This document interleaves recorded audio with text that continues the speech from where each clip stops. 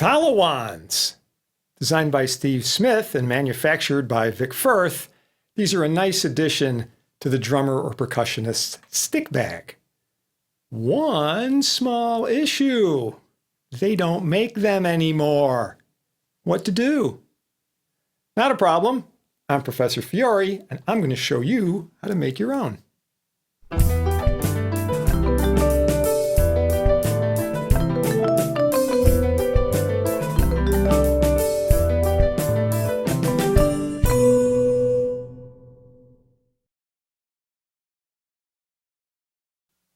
All right, so what's the deal with Tala Wand? First of all, these are a variation on something that's called a rute, R-U-T-E. Some people pronounce that rute. Other people call them bundles or rods. They are made by a number of different manufacturers. For example, here's one made by Vader. All the biggies, you know, Vic Firth, Promark, you name them, right? They all have them. Basically what they are is a bundle, hence the name, of wooden rods, dowels basically. And they're about 1/8 of an inch in diameter, 3 millimeters if you prefer. There are 19 of them in the typical rute. There's one in the center, 6 around that form kind of a hexagon sort of shape, and then 12 more around that, and that maintains the hexagon shape. So each one is like this, right? So this is one little rod, right? One little dowel, one little 1/8 inch dowel that would go in here. Typically these are 16 inches long, kind of like a regular drumstick. All right. Now in terms of how they sound, you know, they're like, I would say maybe, you know, halfway between a normal drumstick and some brushes, right? They're not nearly as soft as the brush in sound, not nearly so much definition as you have with a stick.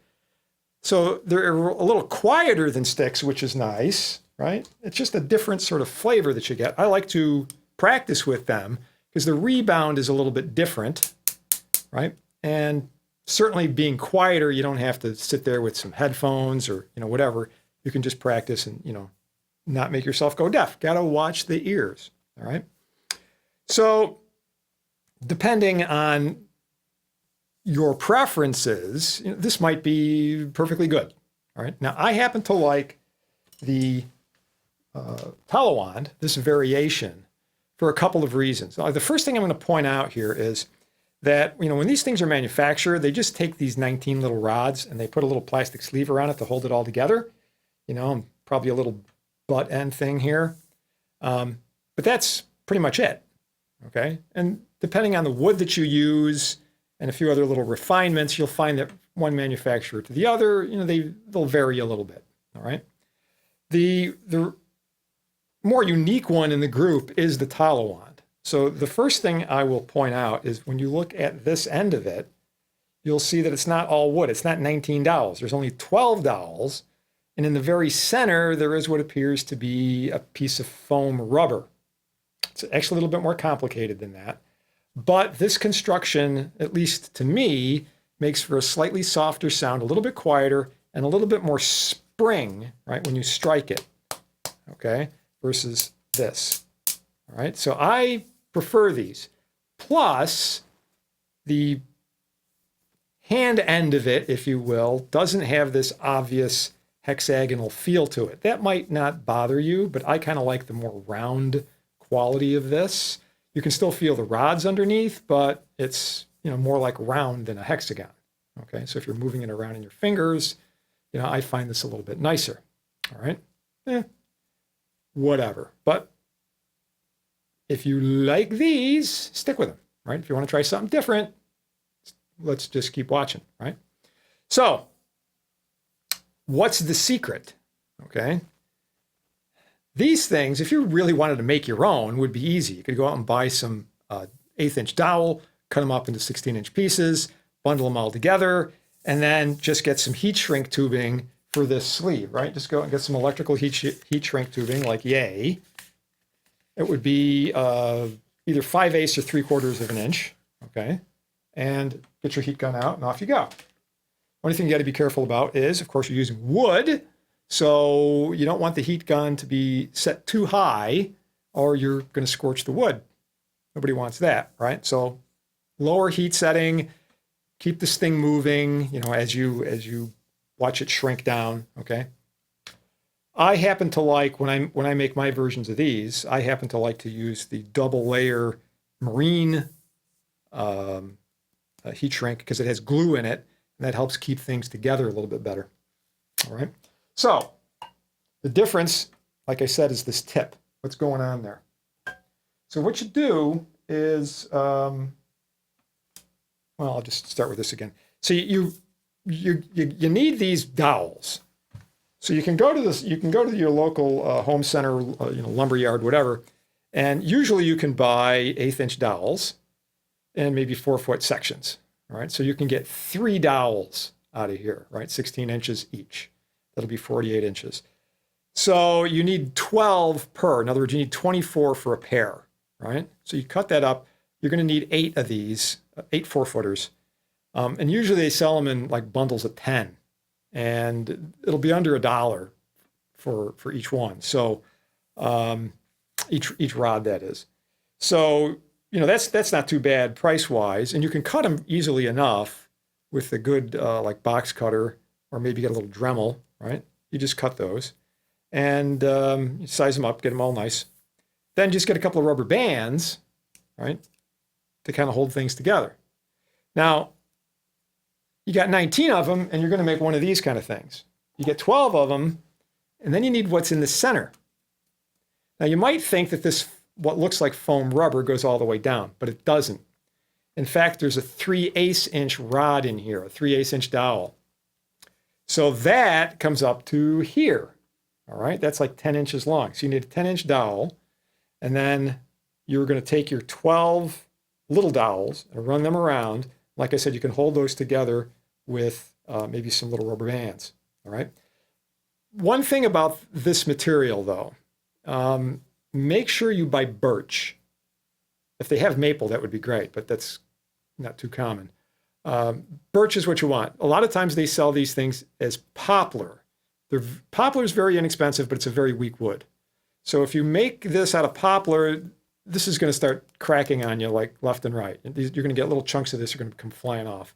It's not going to last, right? So it's cheap, but, you know, in the long run, it's not cheap, right? Because it's not going to last. And by the way, if you're a very heavy hitter, you know, you want to wail on stuff, you probably don't even want to bother, to be honest with you. This is for a lighter touch, okay? A more subtle kind of thing. These are very easily broken. If you're breaking regular sticks, you know, normally you're going to break these Tala Wands in short order.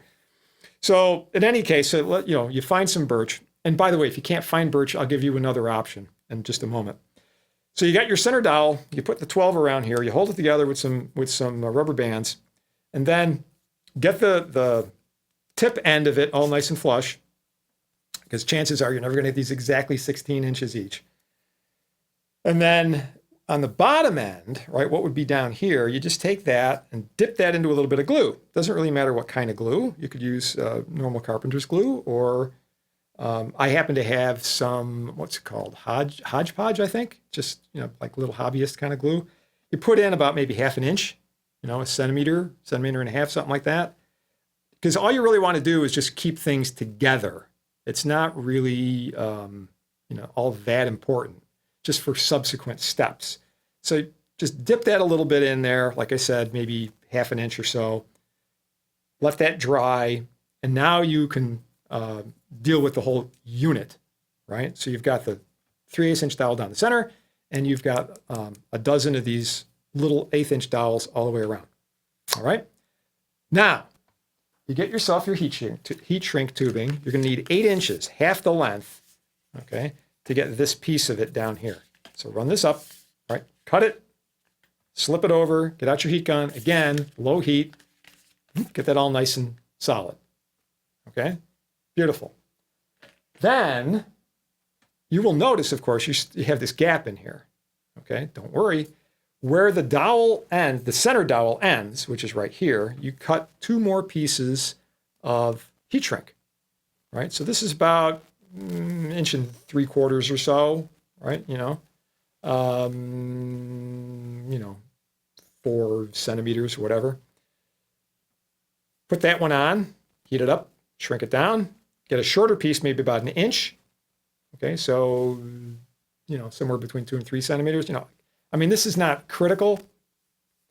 You can get some different colors too, That's one of the nice things about heat shrink. You can have a nice, like rainbow color scheme here, whatever. Anyway, you see you shrink the second one down, and that, of course, is just to give it some strength right at that join.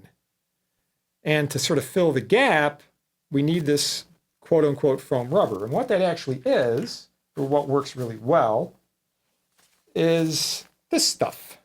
All right, now what is this? This is backer for concrete. So backer rod, they call it. This is 3/8 inch backer rod. It comes in this gray foam or a black version, EPDM rubber. Either one seems to work. So you just cut a piece of this. It would be about 4 inches long. And that'll just go down into the center, right? So you'll notice, see if I can line this up. All right, so that's going to stop like here. So you just feed that down in. A little spot of glue would be good. Like, I just took a little bit of that hodgepodge stuff and just dipped the end of this in there, just to get it in there. Because that's really there just to kind of give it a little bit of form so that when you strike, it doesn't like deform like crazy, and squish. So there's something in there. All right. And this stuff is like super cheap, they sell this to fill cracks in concrete, and then you fill over it. So, you can get, for like just a couple of bucks, you can get enough to make dozens and dozens of pairs. So that's really cheap. All right, so then when that's done, when you put that in there and you wait for that to dry up, the only thing left really is the little retaining ring on the front, which, you could use a little rubber band for that. On the butt end, to get, you may or may not even care about the butt end here, but one thing you could do is if you have any of that tool dip, you could just plop it into some tool dip and get a nice smooth thing over there. Or if you don't, you could get some heat shrink tubing again, right? And just cut a piece oversize, so it overlaps like this.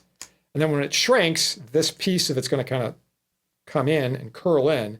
It won't be, solid like this, but it'll still give you that little bit of edge if you like that kind of thing. All right. And that's pretty much it. It doesn't really take that much. Now, I have done some experiments where I've, instead of using the 3/8 inch rod down the center, I used the backer rod all the way down. And that produces a very light and it's a little bit quieter too. It's a lighter, quieter version. However, I find it to be a little bit over flexible. All right. So what I did to kind of give it a little bit more rigidity is I just took the heat shrink tubing and I ran it all the way down to here in one piece. And then I just doubled up this very end over here. And that seemed to give me just a little bit more. Okay. So that's a possibility, something you could look at. All right. All right. Other things. Well, if you can't find, like I said, if you can't find this in anything other than poplar, which, like I said, is kind of a waste of your time, your other option is to go out and buy a knockoff. All right. So you can find these pretty cheap. I mean, for like around $10. And this is your basic sort of rute, like this, kind of like this Vader over here. 19 rods. But usually these are made out of bamboo, right?